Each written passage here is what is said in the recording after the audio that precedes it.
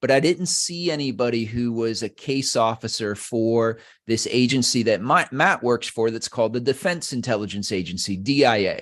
And so DIA is very similar to CIA, but they report through the military chain of command, and they have quite a few turf battles with CIA. They have the same mission set. They're going, and I thought, okay, that's one thing that I can do that's the same but different that I don't see out there.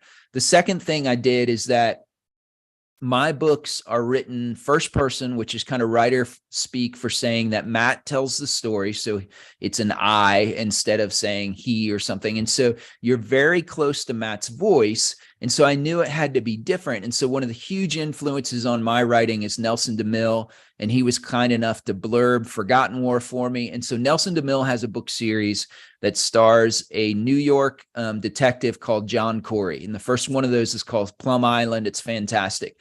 And he's hysterical. And I remember reading the first book, Plum Island. And when I got done, I told my wife, I'm like, I would read about that guy going to the gas station because he's so funny. And it just gives you a different perspective. And so the people I knew who could be Matt Drake, most of them had a kind of gallows humor because that's the way that you release tension for these extremely crazy, very stressful things that they find themselves in.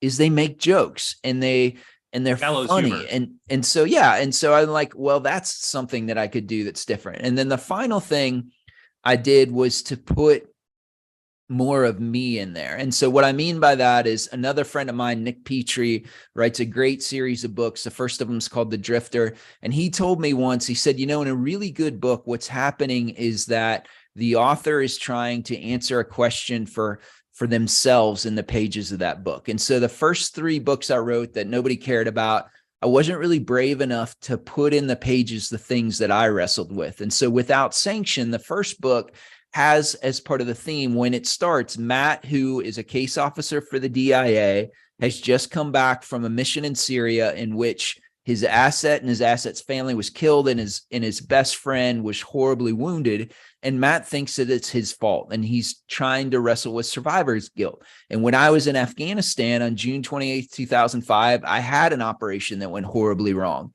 And I had to figure out, how do you deal with that? And so when I started putting that in the book, like I said, that veracity, readers started resonating with it. And in Forgotten War takes place in August 2021 during our withdrawal from Afghanistan. And as a veteran of Afghanistan, I was watching that train wreck and trying to make sense of it and talking to other veterans who were doing the same thing. And the question that I kept getting from friends of mine over and over again was it worth it?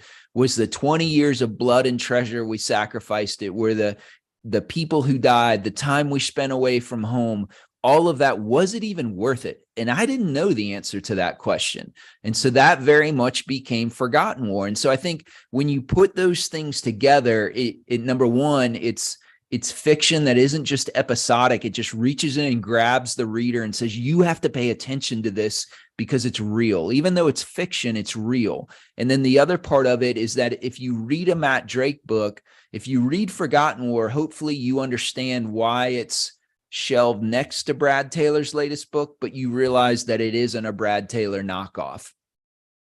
Very interesting. And I, that was part of my questions, because diving into Without Sanction, Matt seems like, a very sort of broken character at that point. Visions, trembles, potentially PTSD, things like this that he is dealing with in the first couple chapters. This isn't anything spoilery for our listeners. Sure. If you pick that up and you start reading in, you notice that Matt's not the quintessential action hero right at the beginning, right off the hop. And had that occurred to you as you started to develop Matt as this character that you wanted to take on a journey, and like, was that first chapter the first thing you ever wrote about Matt and you just started to develop him from there?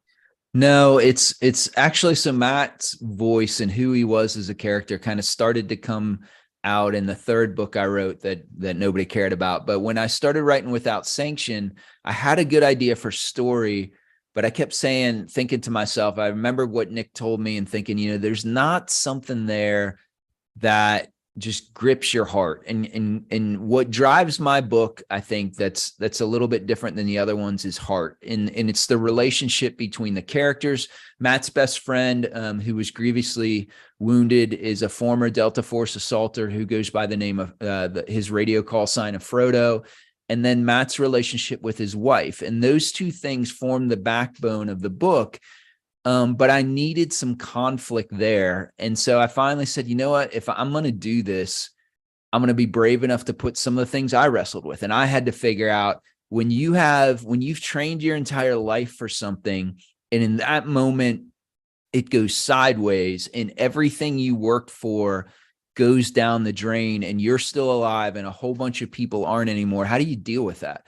How do you find significance after that? How do you make your life matter since you're still here and they're not? And so those were questions that I wrestled with. And I said, you know what, Matt's going to have to figure that out, because that takes it from just being an episodic story to something that resonates with readers. One of the compliments I get that I love the most is from people who wouldn't normally read this genre.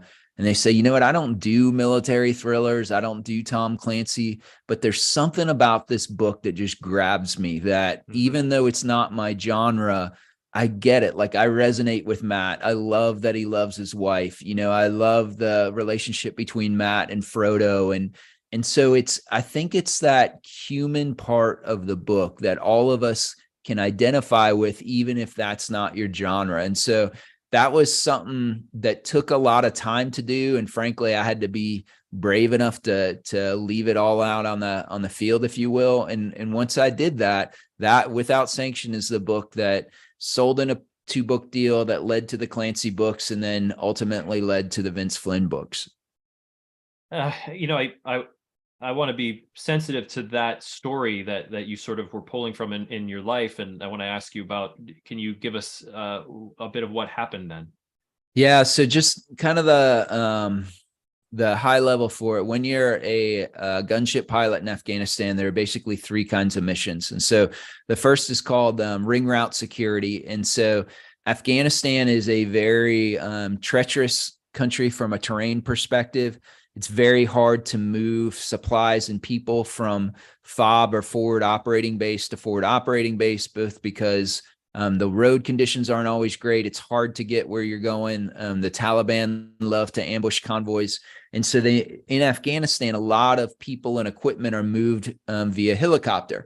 And so when you send Black Hawks or Chinooks with people and equipment, you send an Apache or 2 as an escort for them. And so these are usually longer missions that last 7 or 8 hours. And you're literally going from FOB to FOB and kind of picking up stuff here, dropping it here. And as an Apache, you're guarding that Black Hawk or Chinook. So they're very long missions, but for the most part, very boring missions.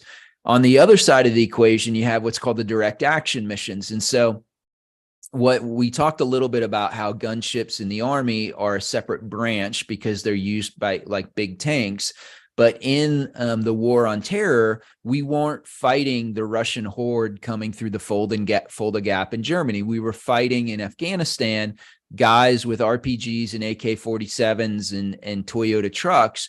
And so what you had to morph to was something that's called close combat attacks, CCAs, where what you're doing is providing gunship support for guys, and in some cases, girls on the ground. And so what would happen is, if a unit, there was a SEAL team we supported there quite a bit, if they were going to go hit a compound, the Apaches would provide escort on the flight there and clear the landing zone. And then once the SEALs fast roped in or got dropped off, you would transition to supporting them and shooting over their shoulder, basically. And so they're on call gunship support. And so that operation was usually planned out weeks in advance, and you do rehearsals and you practice with the ground guys, and then you go execute it. Kind of the middle of the road mission is what's called the QRF, or quick reactionary force.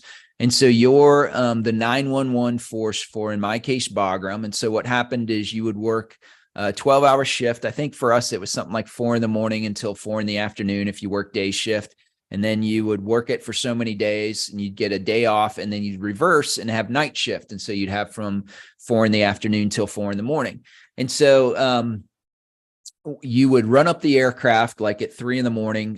and then come to the TOC or Tactical Operations Center for a briefing that day. And then you'd have your walkie-talkie. And basically, if your walkie-talkie went off, you had to be airborne within 30 minutes. And it could be anything from, hey, there's a general that wants to fly wherever, and you got to provide escort for him, or there's a medevac, there's a kid that's been hurt and a medevac's going to go get him, and you got to provide escort for them, to there's what's called a TIC, or a troops in contact, where some guys are in trouble and you're going to go do that for them. And so it could be nothing. It could be a day of doing nothing. You don't get launched at all. It could be a day of flying back and forth between Kabul to escort VIPs, or it could be something more interesting. And so for me, on June 28th, 2005, I was on QRF, and my executive officer that worked for me and another maintenance test pilot were my second crew. And so when we came on shift that day, the battle captain, or the S3, who's the operations officer, said, hey, last night there were a couple SEALs who were put into the side of a mountain, this 4-man team that were trying to go establish an observation post, and we've lost contact with them. And so I don't know what that means yet, but kind of stand by. You might get something, you might not. And so there certainly wasn't normal for a daily mission, but it was normal to say, hey, I think something's going to go on, and then nothing would happen or whatever. So we went about our day, and then maybe an hour or something later, our radios went off. And so the way it worked, I flew with the same, we had actually a picture of him. His name was Alex Brown, who was my front seater that I flew with quite a bit. And so he would go run into the TOC to get the briefing, and I would run to the helicopter to get the engine started and the blades turning. Yeah, that's Alex on the left. So they used to say he looked like Maverick, but now with the second Top Gun, people say he looks more like Rooster. So he can be both starring roles in either Top Gun. But he and I flew together quite a bit, and that's what you want as a battled rostered crew, because you guys fly together, you understand how each other think, you become very effective as a crew. And so I got the helicopter started. He came back to the aircraft and he said, hey, we've got a frequency, a call sign, and a last known location. That's all we've got. And so our job was to leave Bagram and fly down to Jalalabad, that I think was about an hour or so away, link up with some Blackhawks that had Marine infantry QRF guys, and we were going to go fly to this last known location and see if we could find the SEALs. And so we did that. Long story short, en route to the mountain, we linked up with another QRF force that were two 160th Chinooks. And so on the front of Forgotten War, there's this awesome picture of a Chinook, and you can always tell if it's a 160th Chinook because they're the only ones that have a refueling probe on the front. They got this big long probe that allows them to do mid-air refuel. So you can see the refueling probe there coming off the nose of the helicopter. And so we linked up with them mid-flight, kind of by happenstance. It wasn't planned. And they had on board the rest of the SEAL QRF force. And as they were also trying to go to the same place, we were very high. The landing zone was very high. It was up the side of a mountain, and it was very hot, and we were very heavy. And so when those three things come together, you're power limited, which means the aircraft engines have a computer that's designed to keep the engines from burning up. And the way that they do that is when the engines get hot, they limit the amount of fuel that flows into them, which means you can't fly as high or as fast. And so as we were going up, and we were the first longbow helicopters into Afghanistan. And the reason why that's significant is that the longbow helicopter is about 4,000 or so pounds heavier than the older version helicopter, but we still had the original engines. So we were very underpowered for those flying conditions. So as we were getting closer to the landing zone, what you typically do is you come to what's called the release point, and you're flying, and the Blackhawks or Chinook are ahead of you, because you want, if they get shot at, you want to be able to turn in on them and suppress that fire. And when you get to the release point, you change positions, and the Apache go ahead, because what you're going to do is what's called clearing the landing zone. And so you want to get to the landing zone, see if there are bad guys there. If they're bad guys, you call the landing zone as cherry. That means it's hot. You deal with those bad guys. If it's clear, you call it as ice, and then the helicopters come in, put the guys down, take off, and then you start shooting for those guys. You do kind of the over shoulder stuff. And so as we were getting closer to the landing zone and hitting the release point, I didn't have enough power to keep up with the other helicopters. So I told the Blackhawks they needed to slow down, and we told the 160th Chinooks they needed to slow down.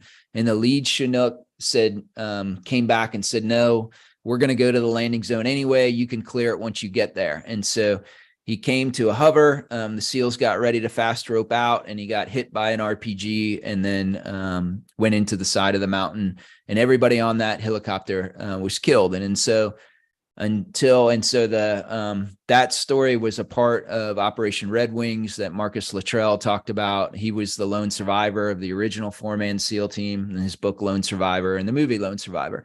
And so until the tragedy of the extortion helicopter that was shot down a number of years later, the most SEALs in the history of the SEALs died on that day, and it happened during my watch, and I couldn't stop it. And so that was something that took me a long time to get over and to figure out how to deal with, because it's not, and I don't mean to trivialize it, but the best comparison I can think of for somebody who wasn't in the military is that imagine you're a professional football player and you spent your entire career trying to get to the Super Bowl, and you finally get there and you walk out on the field and you fumble on the first play, and that's it. That's your whole career. You're done. And so that's what it felt like for me, is that I'd spent my entire career, my entire life preparing for that moment, and it went horribly wrong, and I couldn't stop it. And then I could never get that moment in time back again. And I just remember thinking afterwards, like, is that the most significant event of my life? Like, I'm 30 something years old. Is that it? What do I even do with myself after that? You know, what matters? And so those were the things that I had to figure out. And so those are the kind of things that I made Matt Drake have to figure out. This gets us into sort of a more deeper meaning for the Matt Drake books, is writing as therapy. And yeah. How did you feel opening that up as you started to create him and allow yourself to deal with those memories and deal with those emotions through him? Yeah. And so I'll preface it by saying that my job as a fiction writer is to tell a really, really good story and to keep you turning pages long after you want to go to bed. And so the story has to come first. You have to tell that compelling story that makes people want to read just one more page, just one more page. And so if you come to a book, especially a fiction book, from the opposite side of, you know, I have a message or I have something I want to beat you over the head with, or a kind of an axe to grind, it's not going to be a good story, because that's going to take over, and the readers are going to realize that. They're going to feel like they're getting preached at. And so when I came to the books, I wanted to tell a really, really compelling story, and hopefully I do that. But at the same time, in order to make it more, we were talking, I think, in the green room before, that I was a kid of the 80s. And so one of my favorite shows was the A-Team. But after you've watched 4 or 5 episodes, you know exactly what's going. I mean, you can set your watch, right? And like, okay, they're in their second shootout. Now it's time for BA to weld a bunch of stuff together and turn it into a tank or something. And so one of the ways that you avoid that in fiction and avoid it from being episodic is to put those things in there that scare you, that you're wrestling with, that do it. And so I wouldn't classify it as therapy by any stretch of the imagination, from the perspective of, there are people who do that and who do it very well from a nonfiction perspective, that I'm writing a memoir. I have one of my friends is Nate Self, who wrote a fantastic book called 2 Wars. And so during the initial invasion of Afghanistan and Operation Anaconda, Nate was the Ranger QRF platoon leader who had to respond to a SEAL who fell out of the back of the helicopter, and then a Air Force combat controller. So that SEAL was Neil Roberts, and then an Air Force combat controller whose name was Chapman, who was awarded the Medal of Honor. And Nate's helicopter was shot down. A bunch of his guys were killed, and they wouldn't send another helicopter to rescue his guys until nightfall. And so he had to sit there and watch them die. And so he wrote a book trying to deal with that, and trying to deal with and he does a great job, but it's a memoir. It's his struggle. It's how in the world did he make sense of his life again after that horrific event? That's not what I do. What I try and do is just tell a really, really good story. But in order for it to resonate with the reader, you have to be willing to put some of you in that story. And that's kind of how I draw the line. Was there ways that Matt Drake dealt with his sort of trauma of what he went through that sort of helped teach you what you needed to learn? Yeah, I think so Without Sanction, I think I learned it before Matt did, and wrote it from the perspective of somebody who's already walked through that. In Forgotten War, the opposite was true, in that when Forgotten War, like I said, it's the fourth book in the Matt Drake series. It takes place during our withdrawal from Afghanistan in 2021. And I couldn't, so my oldest son was born shortly after September 11th. Extremely proud of him. He's in the process of getting his commission as a Marine Corps officer, and I'm very proud of that. But as a father, as a parent, as somebody who served in Afghanistan, the thought that he would have to go back to Afghanistan a generation later and do what after I'd already done it and so many of my friends, I found that abhorrent. But at the same time, watching the way our withdrawal from Afghanistan unfolded, watching that country crumble, I just, what I felt and what I kept being heard or echoed from other veterans is we deserve a better ending than this. Like, by God, what we sacrificed as people, what our nation sacrificed. The crazy thing about the Afghanistan war and the Iraq war is less than 0.25% of the American population served during those wars, voluntarily served during those wars, raised their right hand. The vast majority of them, after September 11th, knew they were going into combat and said, I'll do it. And I'm the exception in that I only did it one time. Most of those kids did it multiple times, raised their right hand over and over again and said, I'll do it. And so to see all of that just turn to ash, I had to figure out, how do I deal with that? And so what you see in Forgotten War, again, is it's hopefully a really great story, but it also has this emotional resonance to it, or this core of, how do I make sense of that? How do I? And so it's a fictional book, but many of the operations depicted in Forgotten War actually happened or were based on real events. And certainly the conversations between veterans, the sense of trying to work out what's happening here and making sense of that, that is very much reflective of the actual conversations I had with fellow veterans as that was happening. And so for Forgotten War, I think I tried to make sense of things by writing that book. Very interesting. Let's get to this more. We want to take a quick station identification break here. That we are the Veterans Breakfast Club. We've been around since 2008. Our mission is creating communities of listening around veterans and their stories to connect, educate, heal, and inspire. We do that through several different means. One being this evening happy hour that we hold every Monday night. One is our Scuttlebutt that we mentioned at the beginning of the program, a podcast that we have. Also a part of our Monday nights is the Greatest Generation live program, usually hosted by Glenn Flickinger, dealing with World War II veterans and their stories. We have our magazine. We have a weekly e-blast. If you don't get our schedule or know about our amazing blog written by the wonderful Todd DiPastino, please send us your email and we will get you on that e-blast list. You'll get our schedule, all of our upcoming guests. You'll get the blog. All for free. So please connect with us. You can also become a member of the VBC if you would like to help us support us. We say to help keep the lights on. That's $36 a year. You get some discounts on our merch, but we'd love to have you a part of it, a part of our network. Todd, am I forgetting anything? No, I just want to invite people who have comments or questions for Don to raise their hand or wave their hand in front of the camera or put it in the chat. And we want to get some interaction here. Secondly, I wanted to say hello to 2 or 3 people who either have not joined us before or don't join us very often. And one of them is a remarkable man, Edwin Cottrell.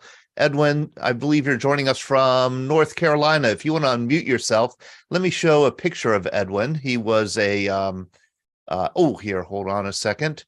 He was a P-47 pilot in World War II. He just celebrated his 101st birthday, and he's going to be joining us for a program sometime. I'm so delighted that he has agreed to join us. Edwin, you're on mute. How are you doing tonight? Hi, I'm sitting here listening to a fantastic story from a person that I did not have any knowledge about before, but this hour has gone by so fast, I'm mesmerized. And I just wish everybody had the had the same opportunity that I had to listen to this story tonight.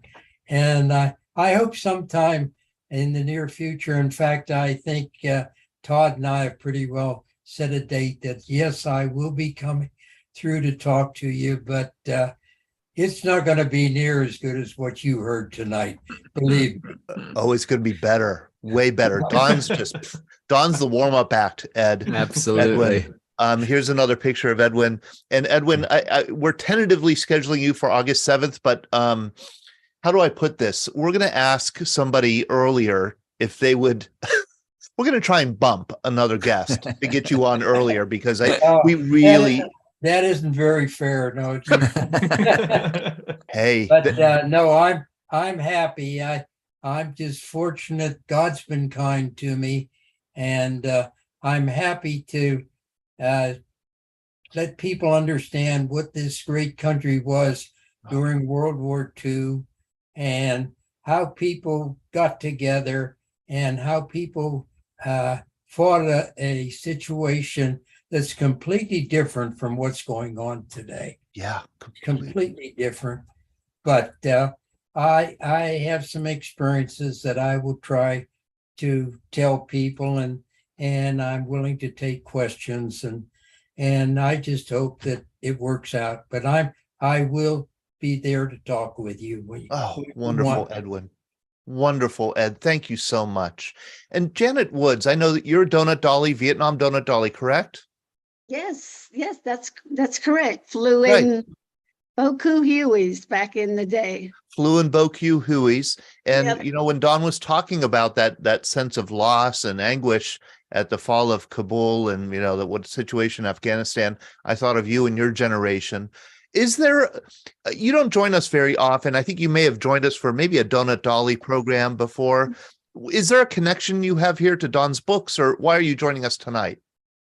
Well, I read a lot about helicopter flying. I just finished one very interesting, called 19 Minutes to Live, which by the title you can tell is about a Cobra helicopter pilot in Vietnam. And that was sort of the phrase back then that, you know, didn't have a lot of time. Like he said, you know, helicopters are designed to kill you. But yeah, I just read a lot. And I just was fascinated with his books. And I'm going to I just got done reading, oh my God, 15 Lee Child books. So yeah, I'm getting a little burnout on Lee Child. So I'm going to definitely try Don's now. That's wonderful. Well, thank you, Janet, for joining us. And I would love to hear your story of your service in Vietnam also. Well, thank you. Yep, I loved it. Bob Von Bargen, I don't believe you've joined us before. How are you?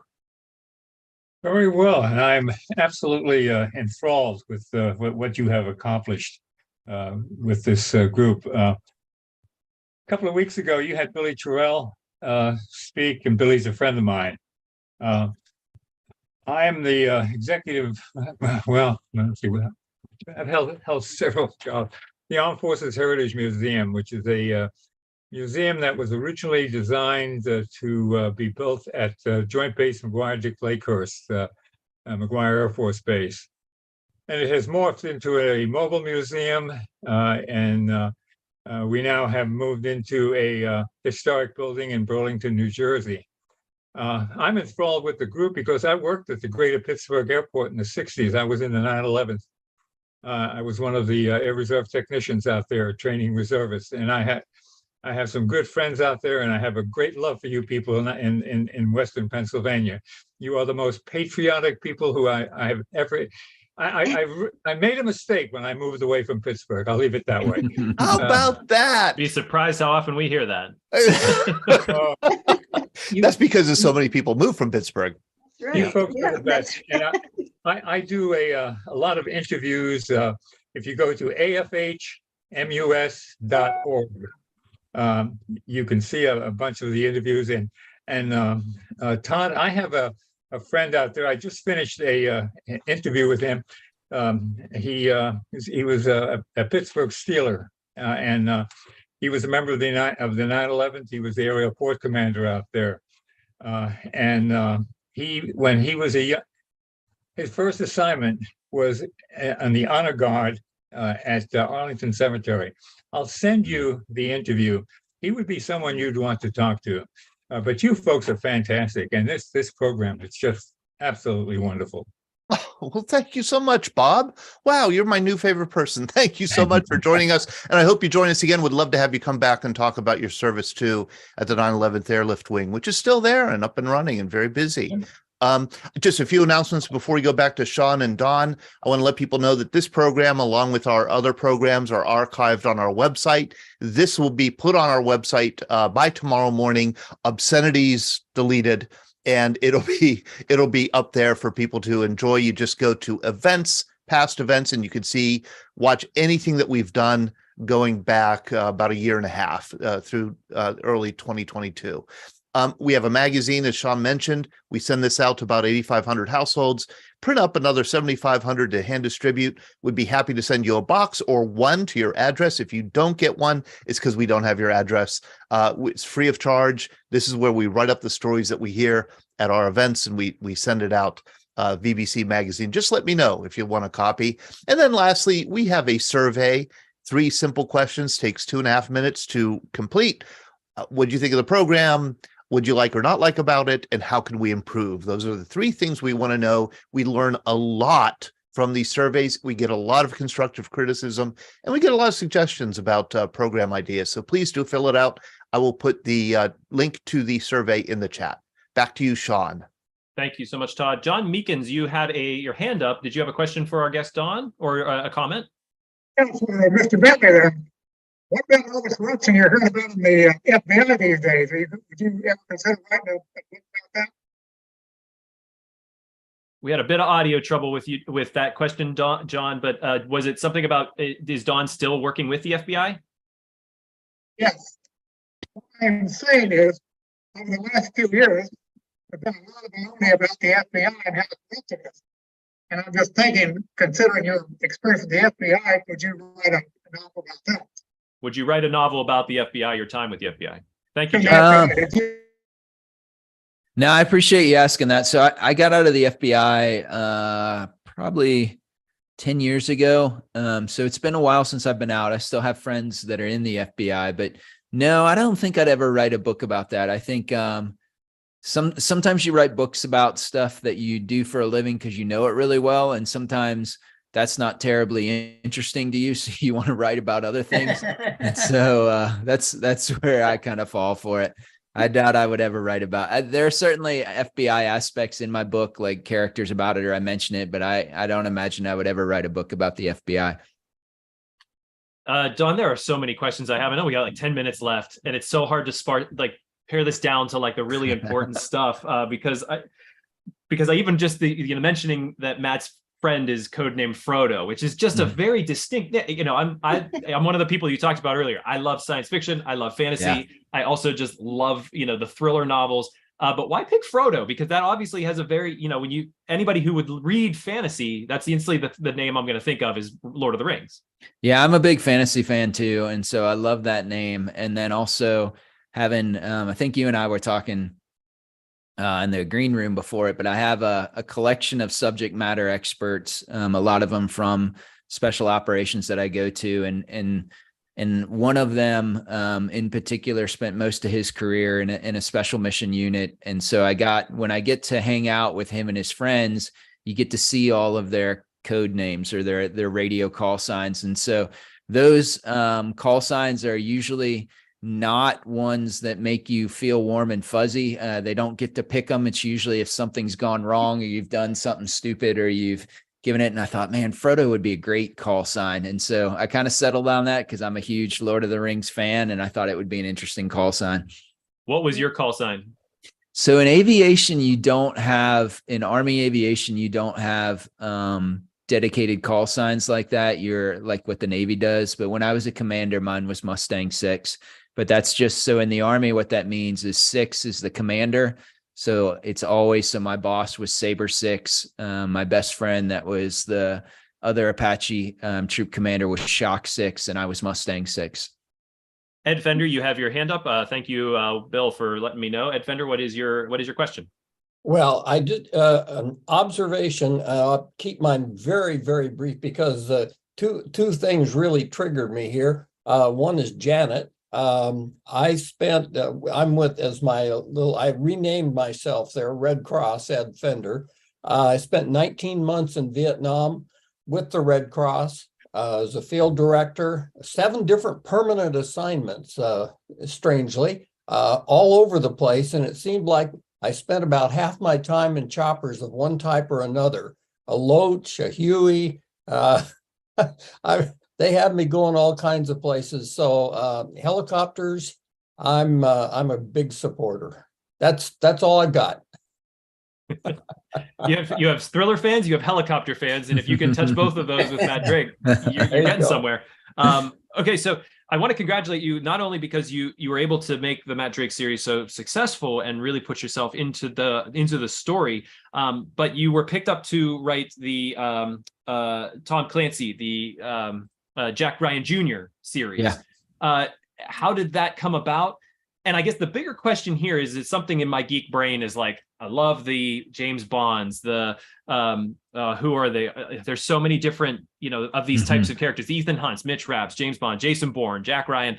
How do you distinguish between Matt Drake and Jack Ryan Jr. in your brain, and then getting into the Mitch Rapps series, which you'll be taking over? You got to have enough stories to tell for each one of these very distinct characters. How do you do that? Yes, I'm really fortunate in that my editor is the same editor for both series. And so I have a friend who's also a writer who is a Golden Glove boxer. And he said that in a boxing match, the purpose of a referee is to worry about your opponent so you don't have to. The only thing you have to worry about is fighting as hard as you can. It's the referee's job to keep your opponent safe. And so in writing, once I finished the second book in my Matt Drake series that was called The Outside Man, my editor said, "Hey, do you want to write in the Tom Clancy books too?" And so I said yes, because I had been, a huge Tom Clancy book fan as well. And so that was, my first one was called Target Acquired, that you see all the way on the right there. And so he serves as kind of my guardrails as I'm writing. And so with the first book, as I was trying to balance how Jack Ryan Jr. sounded versus how Matt Drake sounded, there were sections in it when he sent me his editorial notes that said, "Hey, you need to dial this back a little, or this sounds a little bit like Matt Drake, not Jack Ryan Jr." But we've now worked, I'm actually doing edits for our 8th book together that's called Weapons Grade, and Weapons Grade will come out this September. And so we've worked on 8 books together. And so there's a tremendous amount of trust there. And it's very freeing as a writer, because I don't have to worry about things like what you're talking about. I just try and write the very best story I can. And I know he will come back and be the guardrails if I go too far one way or another. If I may interrupt, do you have more trust in your Apache co-pilot or your editor? Oh, that's a good question. I think my editor has more trust in me. And the reason why I say that is because he never knows what he's going to get. And so Weapons Grade, when I started, I was like, hey, I think it's going to be kind of a Jack Reacher-ish, small town little thing in Texas. And so I started writing, and he went and did editor things. And so about 4 months later, he sent me this book cover, which would have been very good if it had still been about a small town in Texas. But I said, now I think it's about the Iranians having a covert clandestine enrichment facility, and they're getting breakout on their nuclear bomb. And to his credit, he just said, "Okay, I'll send you a new cover." And so we have a pretty good amount of trust built up between us. Carol asked here in the chat, who published your books? Yeah, so my Matt Drake series are from an imprint of Random House. It's called Berkeley. And then the Tom Clancy books are from a different imprint of Random House. It's called Putnam. I know Putnam very well.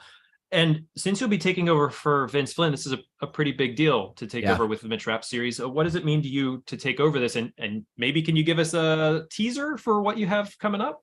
I can absolutely not give you a teaser. I don't ever talk about works in progress, especially. Todd's floor.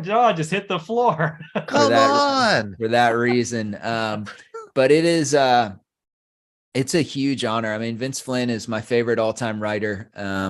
He was the first writer to write kind of post 9/11 thriller characters that their job is to track down bad guys and shoot them in the face kind of thing. And so he it was funny when it got announced that I was taking over the Clancy series, there wasn't really a ripple because my editor had done a great job bringing in writers before to take over that series. And so nobody really noticed. When it was announced that I was taking over for Kyle Mills, who I love and has done a fantastic job, the publicist texted me at one point and he said, "You're trending on Twitter right now. Vince Flynn is trending." And so it was kind of humbling because, I knew that it meant a lot to people, but the comments that I got on social media were all some form of, "Hey, welcome to the series, but we love this character a lot, so don't screw it up." And so that's kind of the welcome I got. And that's something we talked a bit about in the green room as well, because it's like, how do you write your story? Yeah. But also, how do you pay homage to the authors before you? Yeah. And also the fans that just love where this character's at. They've been following you. They've been invested in this story, in this universe, and you want to continue that. It must be three very difficult things to balance. Yeah. So one of my good friends is a guy named Josh Hood who writes in the Jason Bourne universe.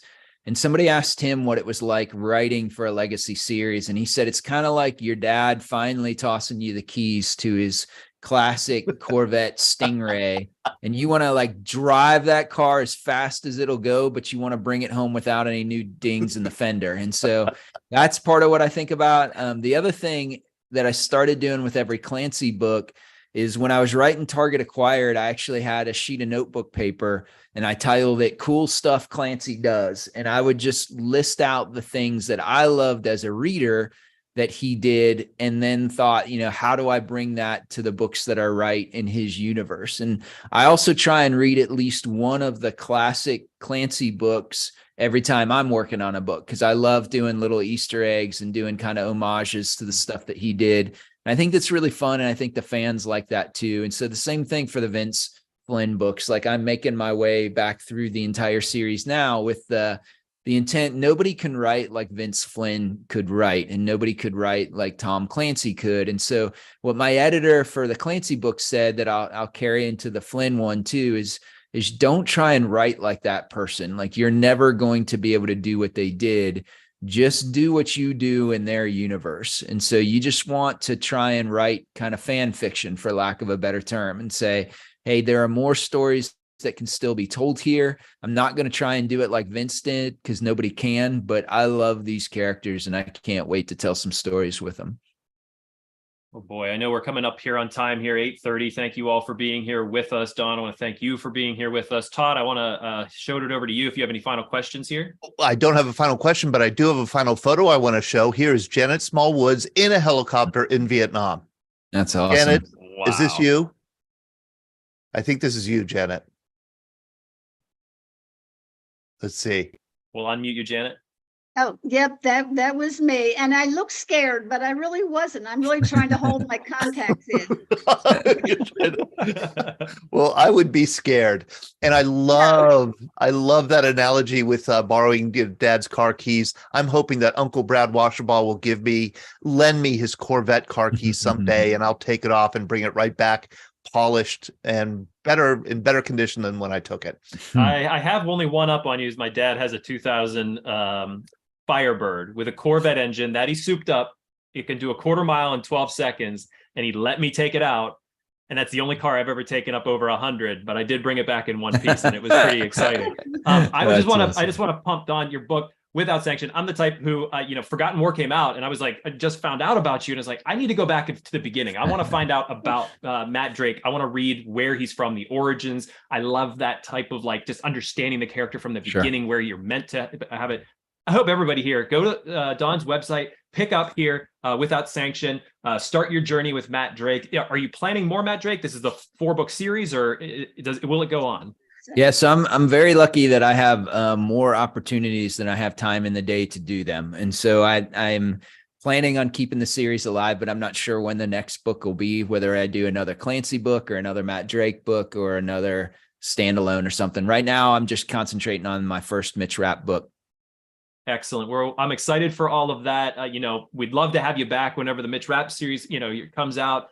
We can talk more about what that book is. And, thank you again so much for just sharing some of your story of your service and sharing a lot about, what has made you tick and how you've written these novels. It's really exciting. Yeah, absolutely. Thanks so much for having me. Of course. Todd, final word? Yeah, we'll see everybody. Thank you so much, Don. And we look forward to seeing everybody next Monday night with our Wings of War, the untold story of the P-51. That'll be Monday night, May 22nd at 7 p.m. Hope to see you there. Have a good week, everybody. I know I'm going to see some of you in Greensburg for our in-person breakfast, too, on Saturday, May 20th. Thank you, Sean. Thank you, Don. Thank you for all of us who joined us tonight. Take care. Good night.